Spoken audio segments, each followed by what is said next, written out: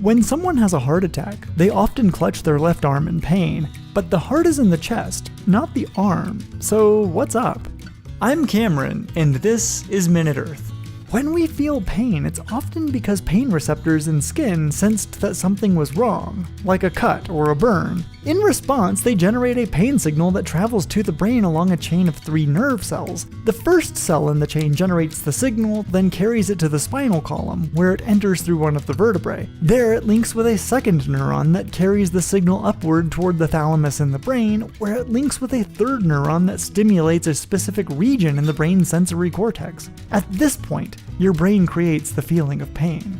The sensory cortex has places for feeling most parts of the body, like hands and feet, with large areas devoted to the most sensitive parts. But little or none of the sensory cortex deals with pain from internal organs.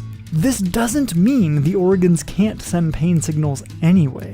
When pain signals from a hurt organ get to the spinal cord, they are often forced to merge onto pain pathways from other, more sensitive body parts. Specifically, pain from an ailing heart often gets funneled onto nerve pathways in the spinal cord that carry sensations from the arm, which in turn light up the part of the brain that senses arm pain. This is why people tend to feel crushing pain in their left arms during a heart attack. Usually, at least. Scientists don't really understand why, but some brains interpret heart pain as coming from the arm, while others interpret it as coming from the jaw. The pain is real, but the brain just doesn't have a good way of knowing exactly where it came from.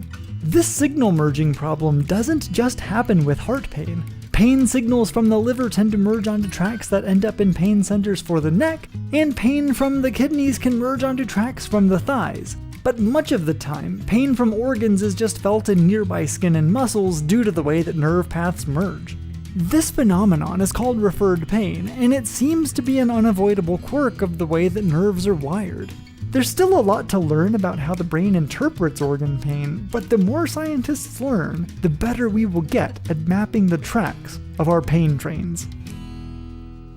We love telling great science stories so much that we've decided to extend that philosophy to our merch. So instead of just selling t-shirts, we've updated our shop at DFTBA with our first batch of unique Minute Earth products that inform and delight. We've got a holographic sticker set that features info about bioluminescent animals from the ocean's darkest depths.